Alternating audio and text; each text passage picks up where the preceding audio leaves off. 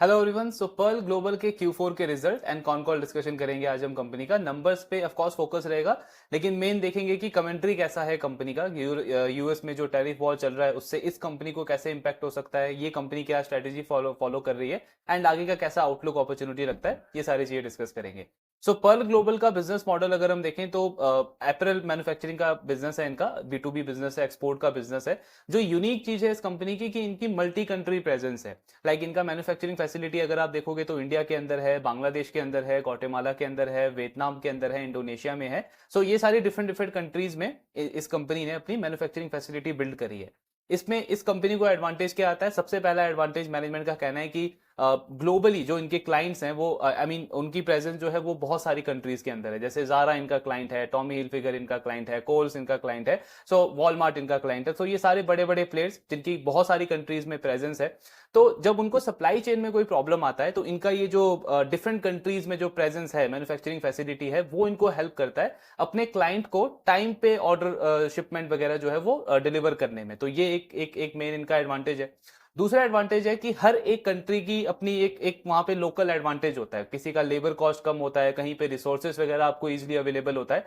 तो ये जो डाइवर्सिफिकेशन किया है इन्होंने मैन्युफैक्चरिंग फैसिलिटी में, वो उनको इस चीज में हेल्प करता है।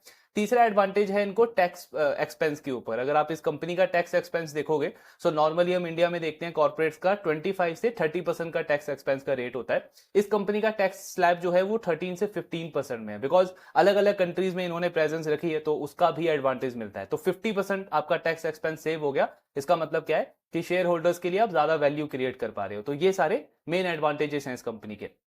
B2B मॉडल है ऑफ कोर्स। हमने मेन जो इस कंपनी को डिस्कस किया था वो इनका एक तो ग्रोथ काफी अच्छा था और पी री रेटिंग की अपॉर्चुनिटी बहुत अच्छी लगी थी। बट लास्ट एक दो क्वार्टर से हम देख रहे हैं कि जो टैरिफ का सिनेरियो स्टार्ट हुआ है उससे ऑफ कोर्स इसके स्टॉक पे भी काफी प्रेशर है एंड थोड़ी सी अनसर्टेनिटी भी इंक्रीज हो गई है। अभी सबसे पहले इनका रिजल्ट देखते हैं कि Q4 में नंबर्स कंपनी ने कैसे ओवरऑल डिलीवर करे हैं। सो रिजल्ट अगर हम देखें, फोर्थ क्वार्टर में 40% का ग्रोथ है कंपनी के टॉप लाइन के अंदर। और पूरा FY25 अगर आप देखोगे तो 31% का ग्रोथ देखने को मिला है, क्योंकि पूरा फाइनेंशियल ईयर बहुत अच्छा गया है इस कंपनी के लिए। ग्रॉस मार्जिन पे प्रेशर है, 53% से 47% आया है Q4 में। और फुल ईयर में भी आप देखोगे तो ग्रॉस मार्जिन कम हुआ है, लेकिन बिजनेस में कुछ ऐसा प्रॉब्लम नहीं है। सो इनकी जो मैन्युफैक्चरिंग फैसिलिटीज है वो दो तरीके की होती है। एक तो ओन्ड, मतलब जो कंपनी की खुद की है। दूसरी पार्टनरशिप मॉडल पे, मतलब ये क्या करते हैं, जैसे कुछ जो इंडिविजुअल आपके जो मैन्युफैक्चरिंग फैसिलिटीज है ये अप्रैल मैन्युफैक्चरिंग की, लेकिन उनका खुद का कुछ खास बिजनेस चल नहीं रहा है, खुद की कुछ फैक्ट्री में ज्यादा प्रोडक्टिविटी है नहीं, तो ये कंपनी उनके साथ में पार्टनरशिप कर देती है, उनके एम्प्लॉयज को ट्रेन करती है, अपना ऑर्डर वहां से फुलफिल करती है एंड ऑफ कोर्स रेवेन्यू आपको शेयर करना पड़ता है ग्रॉस प्रॉफिट लेवल पे। तो जैसे हम रिटेल ज्वेलरी स्पेस के अंदर देखते हैं कि आप जब फ्रेंचाइजी के साथ में प्रॉफिट शेयरिंग करते हो तो ग्रॉस मार्जिन कम होता है, बिट्टा मार्जिन कम हो जाता है। इनका भी इसीलिए इसी वजह से ग्रॉस मार्जिन थोड़ा सा कम देखने को मिला है, मतलब थोड़ा सा इंपैक्ट देखने को मिला है। इबिट्टा मार्जिन कंपनी का फ्लैट दिखेगा आपको 9.6 से 9.7, यहां पे भी बिल्कुल फ्लैट है, इंप्रूवमेंट नहीं है। उसका रीजन ये है कि इन्होंने लास्ट 1-2 ईयर्स के अंदर काफी बड़ा एक्सपेंशन किया है। लाइक इंडिया में इन्होंने काफी डिफरेंट डिफरेंट स्टेट्स के अंदर अपनी न्यू मैन्युफैक्चरिंग फैसिलिटी बिल्डअप करी है। ग्वाटेमाला में इनकी 3 प्रोडक्शन लाइंस थे, उसको इंक्रीज करके 12 कर दिया है। देन आई थिंक इंडोनेशिया में भी इन्होंने एक नया फैसिलिटी बिल्डअप किया है। सो इन सारी चीजों की वजह से कंपनी का इबिट्टा मार्जिन इंप्रूव नहीं हुआ है, फ्लैट है, कुछ नेगेटिव नहीं है, लेकिन इबिट्टा मार्जिन लास्ट ईयर के कंपैरिजन में बिल्कुल फ्लैट है। और इसी वजह से आप देखोगे पैट में ग्रोथ अच्छा है, 32-33% का, फुल ईयर में भी 36% का, लेकिन स्ट्रॉन्ग ऑपरेटिंग लिवरेज नहीं मिला है कंपनी को। मतलब पूरे रिजल्ट में अगर एक कोई नेगेटिव पॉइंट बोलना हो तो वो यही है कि ऑपरेटिंग लिवरेज ज्यादा अच्छा नहीं मिला। लेकिन ओवरऑल बिजनेस का ग्रोथ, मार्जिन वगैरह के नंबर काफी अच्छे हैं कंपनी के। देन डेट वगैरह नेग्लिजिबल है। नेट कैश फ्लो अगर आप इस कंपनी का देखोगे पॉजिटिव है ऑफकोर्स, लेकिन लास्ट ईयर के कंपैरिजन में कम हो गया, ऑलमोस्ट आधा हो गया, 352 से 176। इसका मेजर रीजन है इन्वेंट्री। रिसीवेबल का कोई प्रॉब्लम नहीं है इस बिजनेस के पास में। इन्वेंट्री में इनका काफी ज्यादा कैपिटल स्टक है, बिकॉज वही जो हमने अभी डिस्कस किया, कुछ इन्होंने रीसेंट फैसिलिटीज अभी बिल्डअप करी है, तो नेक्स्ट सीजन के प्रिपरेशन के लिए इन्वेंट्री इन्होंने बिल्डअप करके रखी है, इसीलिए net cash flow last year से कम हुआ है, हालांकि है अभी भी पॉजिटिव। तो नंबर्स ओवरऑल कंपनी के काफी अच्छे हैं। अब फोकस करते हैं कि कॉन कॉल में मैनेजमेंट का कैसा कमेंट्री है नेक्स्ट फाइनेंशियल ईयर के लिए, और ये टैरिफ वगैरह से कैसे डील कर रही है मैनेजमेंट। मैनेजमेंट का कहना है कि कोविड के बाद से अगर आप देखोगे तो एक के बाद एक नए चैलेंजेस आए हैं। पहले आपका वो इन्फ्लेशन वाला टाइम आया, फिर उसके बाद यूएस के अंदर पर्टिकुलरली आपका हाई इन्वेंट्री वाला हो गया, जहां पे FY23 FY24 में आपका पूरा डी स्टॉकिंग का फाइनेंशियल ईयर गया था, ग्रोथ काफी इंपैक्ट हुई थी उससे। देन उसके बाद आपके छोटे मोटे कन्फ्लिक्ट्स बहुत फुल फ्लैश वॉर में कन्वर्ट हो गए, उससे बिजनेस पे काफी इंपैक्ट पड़ा, सप्लाई चेन का इशू आया, और अभी रिसेंटली आपका टैरिफ वॉर स्टार्ट हो गया है। सो कंपनी कह रही है यूएस के अंदर करंटली अगर हम बात करें तो 90 डेज का पॉज जरूर है, लेकिन 10% का जो इंपोर्ट ड्यूटी है वो सारी कंट्रीज के ऊपर लगा हुआ है। हमारा जो मेन स्ट्रेंथ है ऑफकोर्स वो यही है कि मल्टी कंट्री जो हमारी प्रेजेंस है, सो उसको लेकर के हम कॉन्फिडेंट है कि इसको हम अच्छे से डील कर सकते हैं। प्लस कंपनी कह रही है कि रिसेंटली इनका जो यूएस में एक बड़ा क्लाइंट है, एक बड़ा रिटेलर है, उससे वेंडर ऑफ द ईयर का इनको अवार्ड मिला है। अब इसका सिग्निफिकेंस क्या है कि जनरली ये जो अवार्ड है ये हर साल आपके जो ताइवान के जो प्लेयर्स हैं, चाइना के जो वेंडर्स हैं, उनको मिलता था। कंपनी कह रही है ये अवार्ड इस साल हमको पहली बार ये अवार्ड मिला है, तो ये शो कर रहा है कि लास्ट 1.5 ईयर के अंदर ग्लोबली मैक्रो लेवल पे जो सप्लाई चेन का इशू था, जो डिलीवरी का इशू था, उस वाले पार्ट पे हमने अपने क्लाइंट के एक्सपेक्टेशन को बीट किया है। एंड आई मीन हमारे क्लाइंट का जो कन्विक्शन है, कॉन्फिडेंस है, वो हमारे ऊपर और ज्यादा इंक्रीज हुआ है। सो उस वजह से हमको ये अवार्ड मिला है, एंड आगे को लेकर के कंपनी काफी एक्साइटमेंट है इस पर्टिकुलर क्लाइंट को लेकर के। देन यूएस की बात करें तो वो 10% इंपोर्ट ड्यूटी चली रहा है, बट चाइना के ऊपर 20% और एडिशनल इंपोर्ट ड्यूटी उन्होंने लगाया है। तो अभी करंटली चाइना पे जो ड्यूटी है वो 30% के आसपास है। कंपनी का कहना है कि अगेन वही पॉइंट कि जो डाइवर्सिफिकेशन है हमारे मैन्युफैक्चरिंग फैसिलिटीज में, उसके थ्रू हम इससे अच्छे से डील कर सकते हैं, ये कॉन्फिडेंस है हमको। यूरोपियन यूनियन के साथ में इंडिया का एक डिस्कशन चल रहा है फ्री ट्रेड एग्रीमेंट को लेकर के, काफी पॉजिटिव स्टेज पे है अभी। इनका कहना है नेक्स्ट 2 क्वार्टर्स में उसमें कुछ पॉजिटिव डेवलपमेंट देखने को मिल सकती है। ऑलरेडी अगर आप देखोगे तो कंबोडिया हो गया, बांग्लादेश हो गया, टर्की हो गया, इन सारी कंट्रीज का फ्री ट्रेड एग्रीमेंट है यूरोपियन यूनियन के साथ में। तो अगर इंडिया का भी हो जाता है तो एक बड़ा एडवांटेज हो जाएगा इंडिया के पास में, एंड एक लेवल प्लेइंग फील्ड हमको वहां पे देखने को मिलेगा इंडिया एक्सपोर्टर्स के लिए। देन यूके के साथ में इंडिया का एफटीए हुआ है, और इनकी मैनेजमेंट का कहना है कि ये एक बहुत बड़ा पॉजिटिव डेवलपमेंट है इंडियन गारमेंट एक्सपोर्टर्स के लिए। बिकॉज यूके में अभी तक इंडिया को 10 से 12% का इंपोर्ट ड्यूटी लगता था, और जो यूके के कस्टमर्स हैं, जो वहां के ब्रांड्स हैं, वो बिल्कुल अवॉइड करते थे इंडिया से इंपोर्ट करना, बिकॉज एक तो 10-12% इंपोर्ट ड्यूटी लग रहा है, उसके ऊपर से मैन्युफैक्चरिंग कॉस्ट इंडिया में ऑलरेडी ज्यादा है बाकी कंट्रीज के कंपेरिजन में। लेकिन अब अगेन ये भी इंडिया को एक लेवल प्लेइंग फील्ड देगा। इनका कहना है लास्ट 4-5 ईयर से अगर आप देखोगे तो यूके में पहले 2020 के आसपास चाइना का सबसे बड़ा शेयर होता था इंपोर्ट में। लगभग 35% जो यूके इंपोर्ट करता था वो चाइना से करता था। आज के टाइम पे वो कम होकर के 21% हो गया, बिकॉज कोविड के बाद से वो जो एक ट्रेंड चल रहा है चाइना +1 की, चाइना से फोकस हटाना है, तो उसमें चाइना का मार्केट शेयर काफी कम हुआ है। और अब क्योंकि इंडिया के ऊपर से ये इंपोर्ट ड्यूटी हट गई है, फ्री ट्रेड एग्रीमेंट हुआ है, तो इंडियन एक्सपोर्टर्स के पास में ये एडवांटेज है कि वहां से हम मार्केट शेयर गेन कर सकते हैं। पर्ल ग्लोबल का पर्टिकुलरली हम बात करें तो इनका सिर्फ 5% रेवेन्यू अभी तक यूके से आता है, और वो भी मेजरली बांग्लादेश के थ्रू वो उस बिजनेस को करते हैं। लेकिन अब मैनेजमेंट काफी बुलिश है, एंड इनका कहना है नेक्स्ट 2 इयर्स के अंदर हम यूके वाले रेवेन्यू को 3 टाइम ग्रो करने को देख रहे हैं। तो ऑफकोर्स इंडिया उसमें एक बहुत बड़ा रोल प्ले करेगा। देन ऑस्ट्रेलिया और जापान से इंडिया का ऑलरेडी फ्री ट्रेड एग्रीमेंट है, दोनों में ग्रोथ काफी अच्छी एक्सपेक्टेड है। जापान से पर्टिकुलरली इनकी मैनेजमेंट का कहना है कि जब से वहां से हमारा बिजनेस आना स्टार्ट हुआ है, वहां से क्लाइंट्स ऑनबोर्ड हुए हैं, तो हमारा जो प्रोडक्शन कैपेबिलिटी है, हमारी जो मैन्युफैक्चरिंग फैसिलिटी है, उसका स्टैंडर्ड बहुत ज्यादा इंक्रीज हो गया है। आई मीन इन्होंने एक दो कॉन कॉल में भी इन्होंने इस चीज को डिस्कस किया था कि जापान के जो कस्टमर्स होते हैं, वहां के जो ब्रांड्स होते हैं, वो काफी स्ट्रिक्ट पॉलिसीज के साथ में काम करते हैं, जीरो डिफेक्ट पॉलिसी है उनकी। आई मीन एक इनका क्लाइंट है मूजी जापान का, सो इन्होंने नंबर कोट किया था कि ऑलमोस्ट 1 मिलियन अगर पीसेस आप उनको एक्सपोर्ट करते हो गारमेंट के, तो मैक्सिमम वो सिर्फ 180 डिफेक्ट पीसेस आपको अलाउ करते हैं। जैसे जनरली आप यूएस क्लाइंट्स के साथ या यूके क्लाइंट्स के साथ देखते हो कि वो AQL मैट्रिक पे काम करते हैं। AQL का मतलब क्या हो गया? एक्सेप्टेंस क्वालिटी लेवल, यानी एक सर्टेन लेवल तक डिफेक्टेड पीसेस जो है वो अलाउ होता है आपको। लेकिन जापान के साथ में जीरो डिफेक्ट पॉलिसी के साथ में क्योंकि वो काम करते हैं, और इसीलिए आई मीन सिर्फ इंडिया के नहीं, एशिया के बहुत सारे वेंडर्स जो हैं वो उनकी डिमांड को फुलफिल करने में फेल हो जाते हैं। समहाउ हमने लास्ट कुछ ईयर्स में अपनी ये कैपेबिलिटी को स्ट्रॉन्ग किया है, एंड आज हमारा इससे जो ओवरऑल मैन्युफैक्चरिंग फैसिलिटी है उसका स्टैंडर्ड काफी इंक्रीज हो गया इस चीज की वजह से। सो जापान और ऑस्ट्रेलिया दोनों में कंपनी अच्छा ग्रोथ एक्सपेक्ट कर रहा है। इनका रेवेन्यू अगर हम मिक्स देखें ज्योग्राफिकली, तो यूएस से कंपनी को FY21 में 86% रेवेन्यू आता था, आज के टाइम पे 64% है। तो बहुत अच्छा इन्होंने डाइवर्सिफिकेशन करा है। इसमें भी इंपॉर्टेंट चीज ये है कि ये जो 64% है, इसमें बहुत बड़ा पार्ट वो ऐसा भी होता है कि जो ऑर्डर आया है इनको वो तो यूएस से आया है, लेकिन कंपनी किसी और कंट्री में डिलीवर कर रही है, बिकॉज ये सारे जो बड़े बड़े ब्रांड्स है आपके जारा वगैरह, ये बहुत सारी कंट्रीज के अंदर है। तो स्पेसिफिकली अगर हम उस रेवेन्यू की बात करें जो कंपनी मतलब बिल्कुल यूएस के अंदर डिलीवर कर रही है, वहां पे ऑर्डर को सप्लाई कर रही है, वो वाला रेवेन्यू 46 से 50% आता है कंपनी को। देन यूरोप से 16% का रेवेन्यू है, जापान से 7% का रेवेन्यू है, ऑस्ट्रेलिया एंड यूके दोनों 5% रेवेन्यू कंट्रीब्यूट करते हैं, और कनाडा से 3% का रेवेन्यू आता है कंपनी का। मैन्युफैक्चरिंग बेसिस की अगर हम बात करें इंडिया की सबसे पहले, सो इंडिया में इस साल इन्होंने 1200 करोड़ के आसपास का रेवेन्यू जनरेट किया है, 25% की ग्रोथ है, इबिटा मार्जिन पॉजिटिव मतलब काफी अच्छा इंप्रूव हुआ है लास्ट ईयर के कंपैरिजन में, अच्छे नंबर्स इन्होंने रिपोर्ट करे इंडिया के अंदर। कंपनी ने लास्ट ईयर बिहार और गुड़गांव वगैरह में इन्होंने एक्सपेंशन किया था, उसका उसका जो यूटिलाइजेशन है वो इस साल ये इंप्रूव करना स्टार्ट करेंगे। प्लस अभी आप अगर इनकी एग्जिस्टिंग कैपेसिटी देखोगे तो 1600 करोड़ की है, मतलब टोटल कैपेसिटी है 1600 करोड़ का, रेवेन्यू जनरेट किया है 1200 करोड़ का, तो अभी भी 70-75% का यूटिलाइजेशन लेवल है, यानी इसको और इंप्रूव कर सकती है कंपनी आने वाले टाइम में। सो मैनेजमेंट कह रहा है कि जैसे इंडिया का यूरोप के साथ में एफटीए पे डिस्कशन चल रहा है, फ्री ट्रेड एग्रीमेंट के ऊपर, अगर वो होता है तो एक बहुत बड़ा ग्रोथ अपॉर्चुनिटी होगा।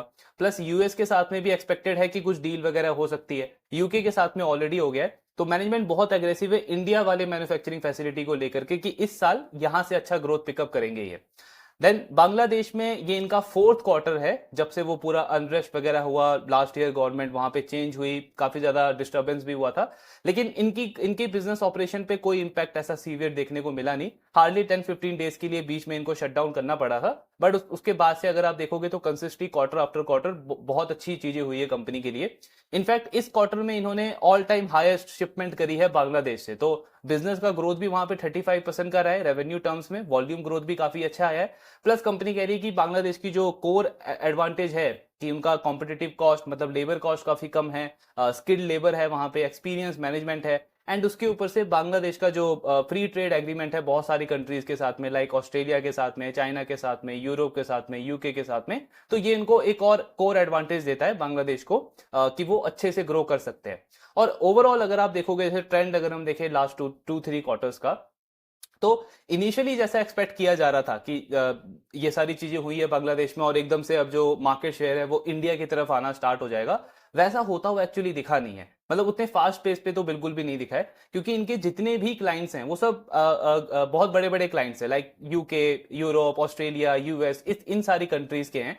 और इन्होंने हर एक कॉन कॉल में बोला है कि किसी भी क्लाइंट से ऐसा हमको पैनिक देखने को नहीं मिला है कि उनको बांग्लादेश से जो अपना एक्सपोजर है वो शिफ्ट करना है किसी भी दूसरी कंट्री की तरफ, मतलब वो बिल्कुल नॉर्मल है। हाँ, किसी का कंसंट्रेशन ज्यादा है तो just as a diversification strategy वो थोड़ा थोड़ा शिफ्ट जरूर कर रहे हैं, लेकिन ऐसा कुछ पैनिक देखने को नहीं मिला है। तो जो पहले एक्सपेक्ट किया जा रहा था कि मार्केट शेयर बहुत तेजी से शिफ्ट होगा बांग्लादेश से बाकी कंट्रीज पे, वैसा एक्चुअल में अभी तक होता हुआ दिखा नहीं है।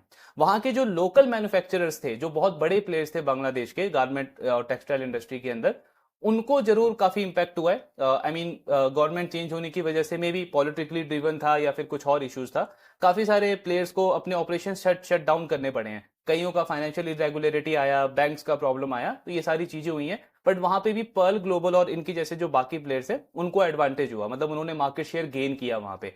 तो कंपनी उस चीज को लेकर के काफी कॉन्फिडेंट है। प्लस बांग्लादेश ने यूएस के साथ में भी एफटीए का डिस्कशन स्टार्ट कर दिया, फ्री ट्रेड एग्रीमेंट का, तो अगर ये होगा तो एक और एडवांटेज हो जाएगा बांग्लादेश को। और आई मीन पर्ल ग्लोबल को भी अगर आप देखो एज अ बिजनेस मॉडल, तो इनके पास में भी एक ये थोड़ा सा यूनिक एडवांटेज है कि इन केस अगर इंडिया के साथ में कुछ डिसएडवांटेज होता है तो कंपनी बांग्लादेश, इंडोनेशिया, वियतनाम, उन वहां पे ज्यादा फोकस कर सकती है। अगर बांग्लादेश से मार्केट शेयर थोड़ा सा जाता है तो कंपनी इंडिया और बाकी कंट्रीज पे ज्यादा फोकस कर सकती है। तो ये जो डाइवर्सिफिकेशन है ये एक्चुअली में इनको एक थोड़ा सा स्ट्रेंथ प्रोवाइड करता है, लेकिन अभी कोई इशू नहीं है बांग्लादेश में। वियतनाम में वियतनाम का दिसंबर में वो जो आपका सीपीटीए होता है, आपका कॉम्प्रिहेंसिव पैसिफिक ट्रांस एक्ट जो होता है, पूरा फुल फॉर्म मुझे उसका पता नहीं है, सो उसके थ्रू वियतनाम को भी दिसंबर में उसका वो मेंबर बन गया एंड उनको भी 9+ कंट्रीज का जीरो टैरिफ का एक्सेस मिल गया। तो ये भी एक बड़ा डेवलपमेंट है वियतनाम के लिए भी।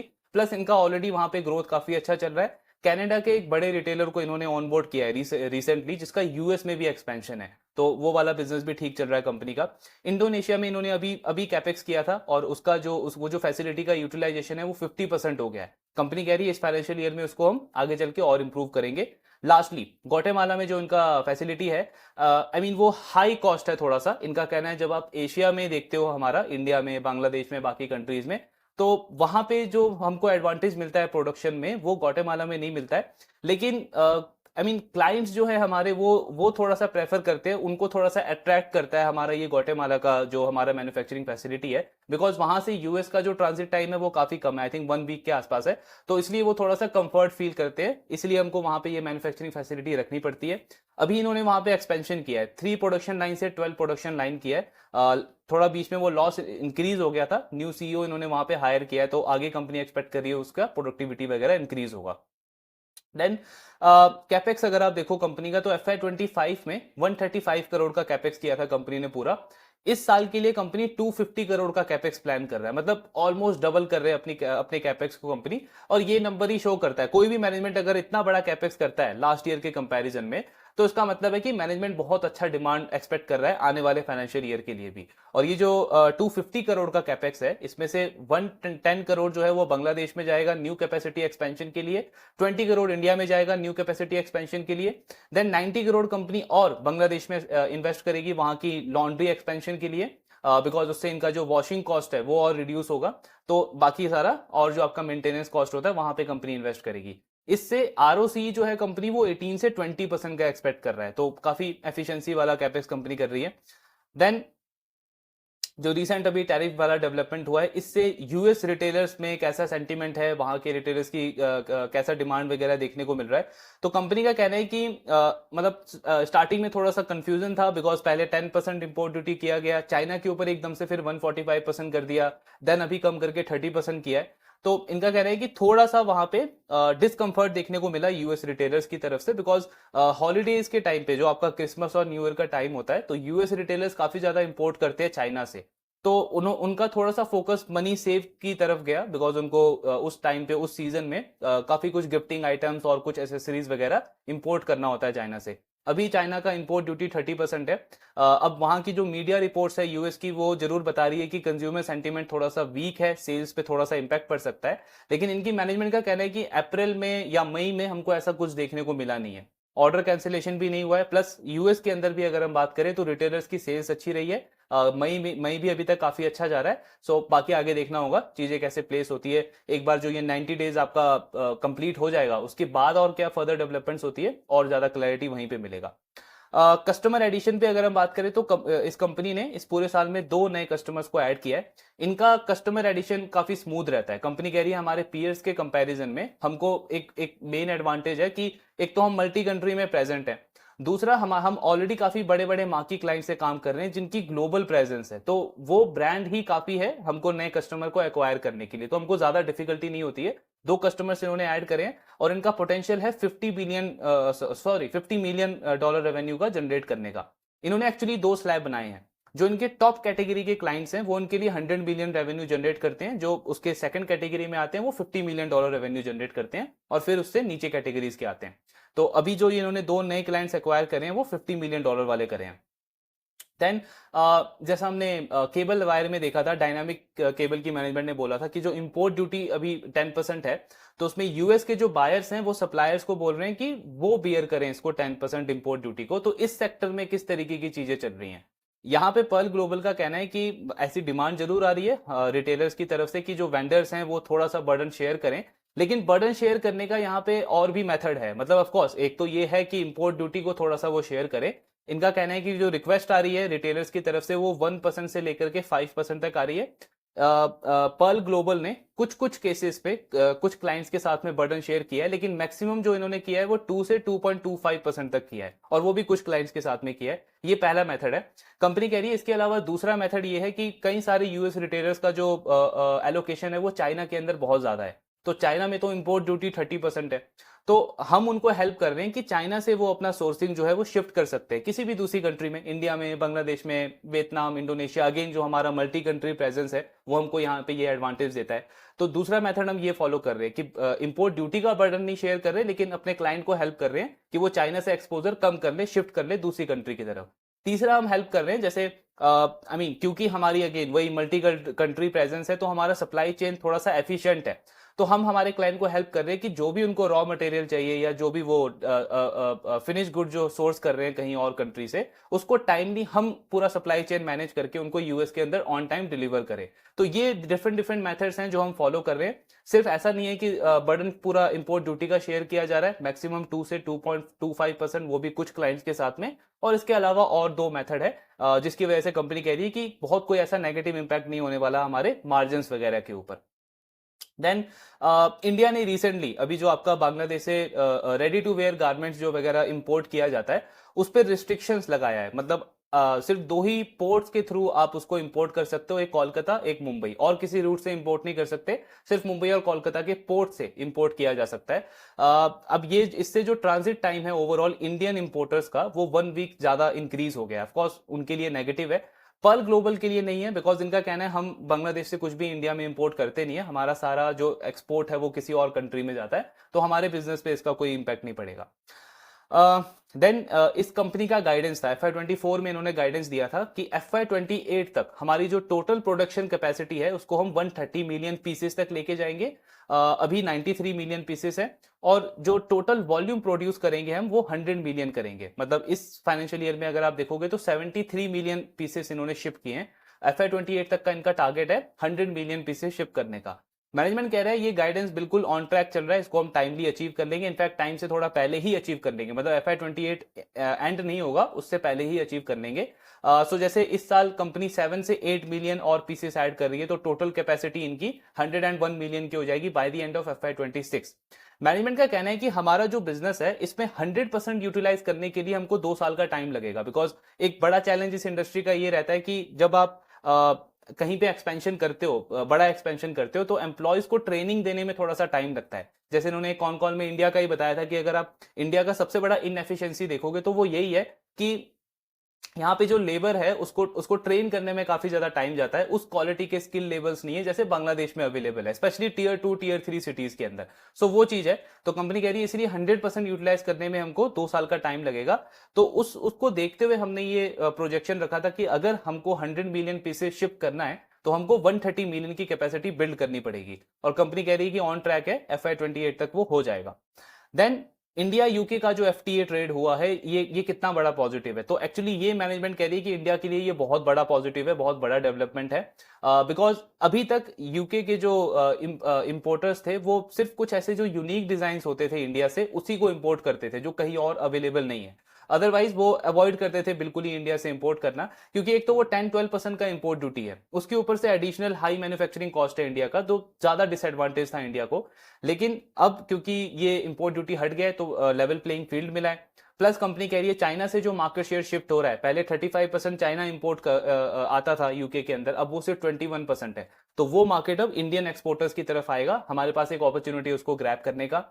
बांग्लादेश से ऑफकोर्स अभी भी कॉस्ट ज्यादा ही रहेगा इंडिया का, बिकॉज बांग्लादेश के पास में वो सारे एडवांटेज है, low cost labour, skilled labour, experience management.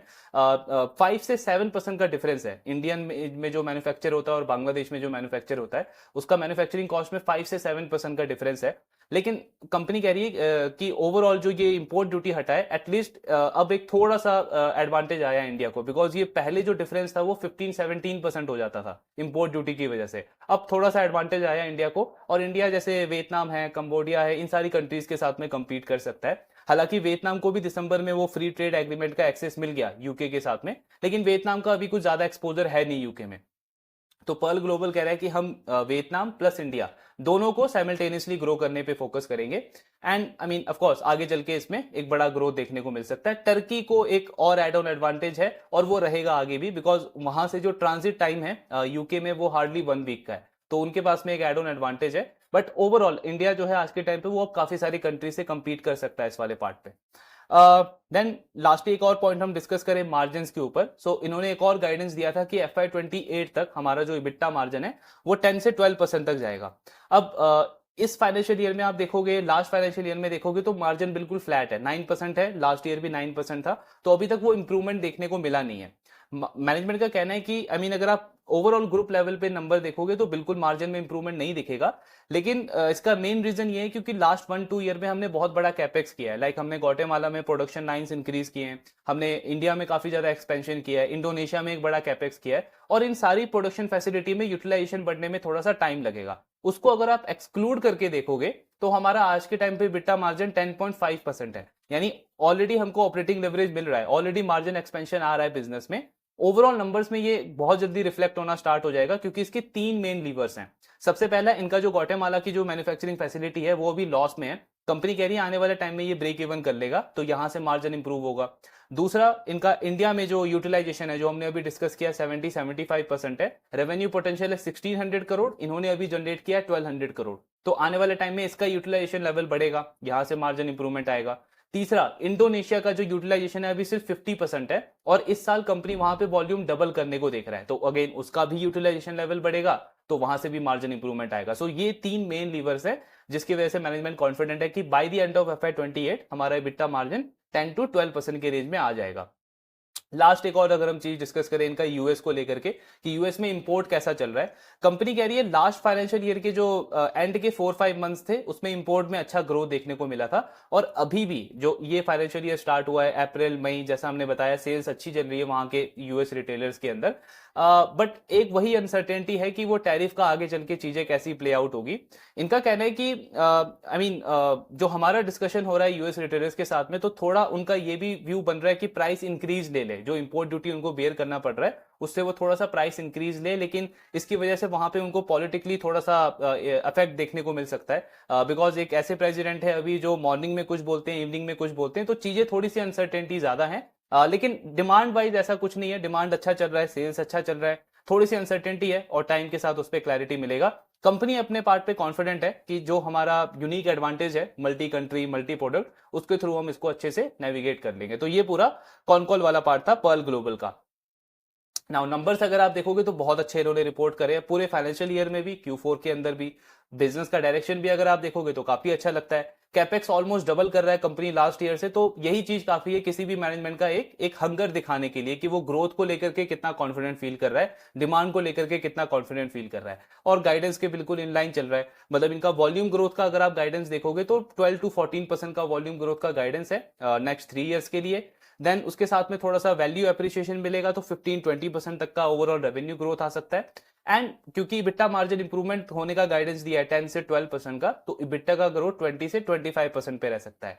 और इन केस अगर थोड़ा बहुत और ऑपरेटिंग लेवरेज मिलता है कंपनी को, तो बॉटम लाइन का जो ग्रोथ है, पैट का जो ग्रोथ है, वो 25 से 30% तक जा सकता है। तो सारी चीजें अगर हम देखें तो सही डायरेक्शन में बिजनेस जा रहा है। एक वही अनसर्टेनिटी है टैरिफ को लेकर के कि जो 8 जुलाई को एंड होगा उसके बाद क्या तब तक और रिजल्ट आएगा, वहां पे कैसी चीजें डेवलप होगी, उस चीज को लेकर के अनसर्टेनिटी है।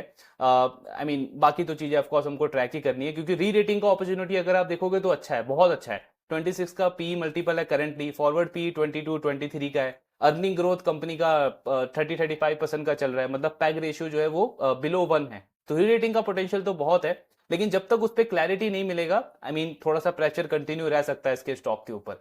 पूरे स्पेस में अगर आप देखोगे तो केटेक्स गारमेंट सबसे अच्छा लगता है करंटली, अभी तक उसके Q4 के रिजल्ट आए नहीं है, इस क्वार्टर में आएंगे। जो उन्होंने पूरे साल का गाइडेंस दिया उससे बहुत बेटर किया है अभी तक, मार्जिन में काफी अच्छा एक्सपेंशन है, ऑपरेटिंग लेवरेज स्ट्रॉन्ग है। लेकिन केटेक्स गारमेंट का एक नेगेटिव पॉइंट ये है कि वो कॉन कॉल नहीं करते। अब जैसे पर्ल ग्लोबल से हमको समझ में आ रहा है कि डिमांड अच्छा है, बस थोड़ी सी टैरिफ को लेकर के अनसर्टेनिटी है। केटिस गारमेंट भी यूएस में एक्सपोर्ट करता है, तो ऑफकोर्स ये इंपोर्ट ड्यूटी वाला थोड़ा सा बर्डन उनको भी लेना पड़ा होगा, लेकिन कितना इंपैक्ट आ रहा है, मैनेजमेंट कितना कॉन्फिडेंट है आगे डिमांड को लेकर के, ये प्रॉब्लम हो जाता है जब कंपनी कॉन कॉल नहीं करती है, मैनेजमेंट कॉन कॉल नहीं करती है। तो यही सबसे बड़ा नेगेटिव है केटेस के साथ में। अदरवाइज कैपेक्स तो वो भी काफी बड़ा कर रहे हैं, ग्रोथ उनका भी अच्छा है, रिजल्ट आएगा ऑफकोर्स डिस्कस करेंगे। बाकी जनरली ऑफकोर्स व्यू ऐसा ही बनता है इस केसेस में, ऐसे केसेस में कि थोड़ा सा वेट किया जाए क्लैरिटी का, जब चीजें थोड़ी थोड़ी और क्लियर होती जाए तब थोड़ा ज्यादा बड़ा बैट लिया जाए। अभी स्टैगर्ड अप्रोच ही बेटर है इस तरीके के केसेस में। बाकी ट्रैकिंग कंटिन्यू रखेंगे, आपके जो भी डाउट्स है शेयर करते रहिए। Thank you very much.